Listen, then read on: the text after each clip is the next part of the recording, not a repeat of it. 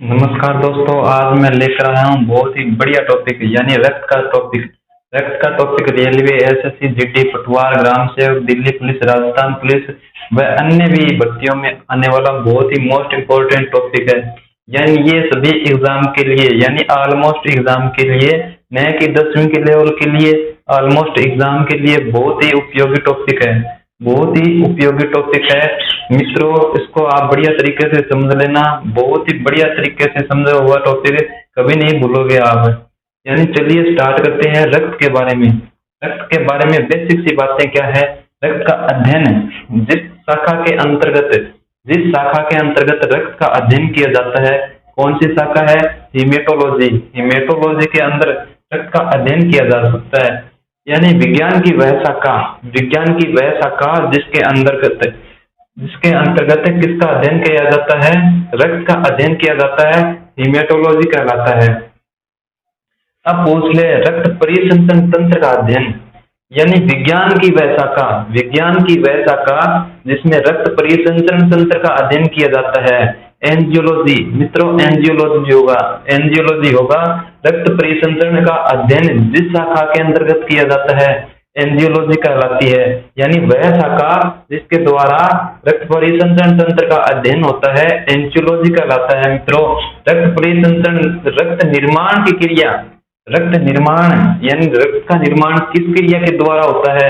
वो होता है हीमोपाइसिस क्रिया के द्वारा। और रक्त परिसंचरण तंत्र का जनक किसे माना जाता है? रक्त परिसंचरण तंत्र का जनक माना जाता है विलियम हार्वे को।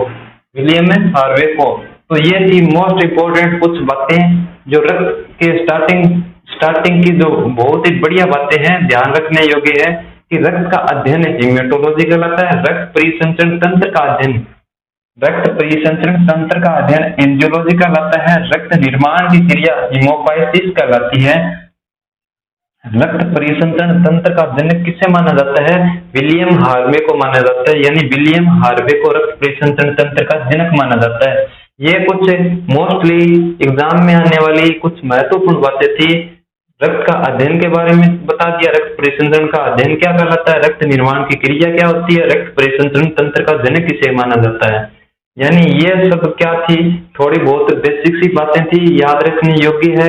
क्वेश्चन कहीं से भी आ सकता है, क्वेश्चन की कोई गारंटी नहीं होती है कि क्वेश्चन इसी से आएगा। क्वेश्चन हीमेटोलॉजी से ही आ सकता है, एंजियोलॉजी से भी पूछ सकता है। यानी रक्त जहां जिक्र हो रहा है ना, क्वेश्चन ब्लड के अंदर कहीं से भी आ सकता है, ध्यान रखने वाली बात है। नहीं कि रक्त का अध्ययन ही पूछ ले आपको, रक्त निर्माण की क्रिया भी पूछ ले, क्योंकि ये सारी सिस्टम जो कहाँ होता है, ये रक्त के अंदर आता है। तो ये बेसिक सी बातें थी। अब मैं इसको मिटो रहा हूँ, स्क्रीनशॉट ले लेना, बहुत ही इंपॉर्टेंट है ये जो टॉपिक रहने वाला है ब्लड का। तो मैं इसको मिटो रहा हूँ, ये समझ में आ गया आपको। अब रक्त के बारे में यानी रक्त की कौन सी शाखा के अंतर्गत रक्त का अध्ययन होता है, विज्ञान की कौन सी शाखा के अंतर्गत रक्त का अध्ययन होता है, वो है हीमेटोलॉजी। हीमेटोलॉजी के अंतर्गत रक्त का अध्ययन किया जाता है। तो रक्त क्या होता है?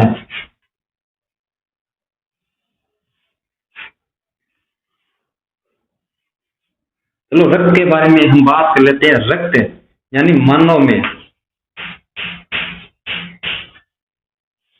मानव की बात करें तो इसमें नर और इसमें क्या आ जाएगी? मादा।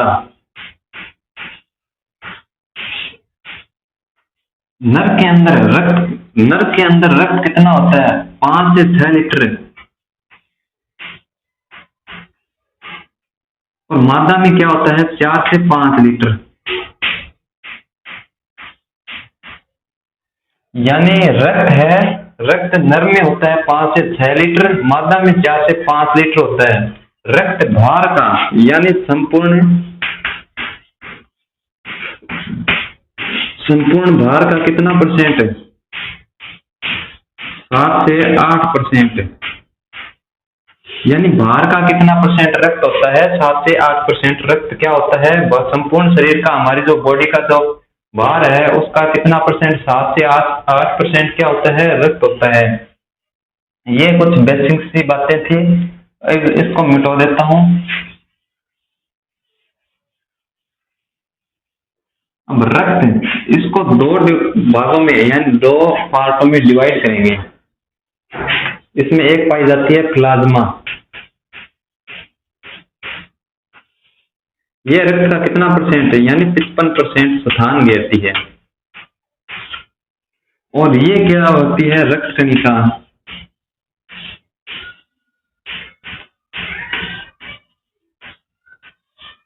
ये कितने प्रकार की होती है मित्रों, 3 प्रकार की होती है, आरबीसी, डब्ल्यूबीसी और एक होती है प्लेटिनेट, जिसको पीटी कहा जाता है, प्लेटिनेट। ये कितनी होती है, इसमें कितना होता है, ये 45% होती है। मनुष्य में रक्त कणिकाओं की मात्रा 45% पाई जाती है। ये 55%, ये 45%, टोटल हो गया 100%। ठीक है, इसमें 90% क्या पाया जाता है, जल पाया जाता है। और 10% यानी 8 से 10% क्या, ठोस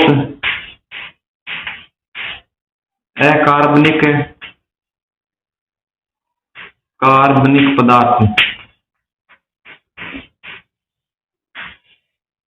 यानी इसमें 8 से 10% क्या, ठोस कार्बनिक पदार्थ पाए जाते हैं।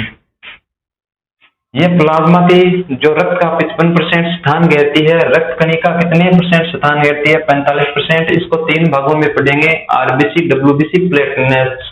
ये प्लाज्मा, इसका कोई अस्तित्व नहीं है, यानी ये इतनी मोस्ट नहीं रहने वाली है। रक्त कणिकाओं के बारे में हम पढ़ेंगे, सर्वप्रथम में किसके बारे में पढ़ेंगे, रक्त कणिकाओं के बारे में पढ़ेंगे। इनका अलग अलग नाम है, अलग अलग कार्य है, जीवन काल अलग अलग है, क्या काम आती है, किस काम आती है, किस काम आती है, ये पढ़ने वाले हैं अलग अलग। पहले आरबीसी को पढ़ेंगे, फिर डब्ल्यूबीसी को पढ़ेंगे, फिर प्लेटलेट्स के बारे में पढ़ेंगे, फिर हो जाएगा रक्त कणिका का जो चैप्टर है वो कंप्लीट हो जाएगा। फिर पढ़ेंगे प्लाज्मा के बारे में, प्लाज्मा क्या काम करती है, कितने परसेंट जल होता है, 90% जल होते हैं, 8 से 10% क्या होती है, अकार्बनिक ठोस पदार्थ पाए जाते हैं। तो मैं इसको मिटो रहा हूं अभी।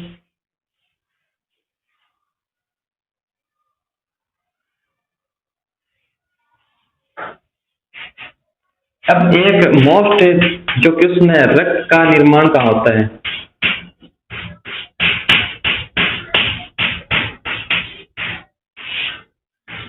रक्त का निर्माण किसमें होता है, अस्थि मज्जा के अंदर होता है, यानी अस्थि मज्जा के अंदर, अस्थि मज्जा के अंदर रक्त का निर्माण होता है, यानी भ्रूण अवस्था में।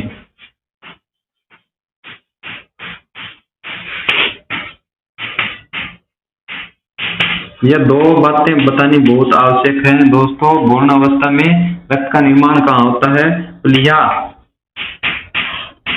जो आरबीसी का कब्रिस्तान जिसको बोला जाता है, प्लीहा या तिल्ली, इसको तिल्ली के नाम से भी जाना जाता है। यानी भ्रूण अवस्था में किसका निर्माण, रक्त का निर्माण कहाँ होता है, प्लीहा तिल्ली के अंतर्गत होता है, लेकिन वयस्क अवस्था में अस्थि मज्जा के अंतर्गत होता है। तो यह था रक्त निर्माण कहाँ होता है, अस्थि मज्जा, यानी हड्डियों की जो खोखला भाग होता है, हड्डियों का जो खोखला भाग जिसको क्या बोला जाता है, अस्थि मज्जा बोला जाता है, उसमें क्या बीच में क्या होता है, रक्त का निर्माण होता है। और भ्रूण अवस्था में रक्त का निर्माण होता है प्लीहा या तिल्ली। प्लीहा को क्या बोला जाता है, आरबीसी का कब्रिस्तान बोला जाता है। तो ये कुछ बेसिक बातें थी जो बतानी इंपॉर्टेंट लग रही थी। अब बात करेंगे आरबीसी, डब्ल्यूबीसी और प्लेटलेट्स, यानी रक्त कणिकाएं।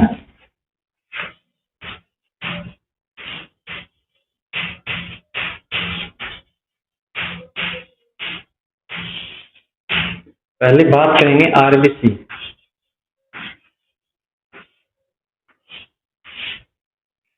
इसका क्या होता है, लाल रक्त कणिकाएं।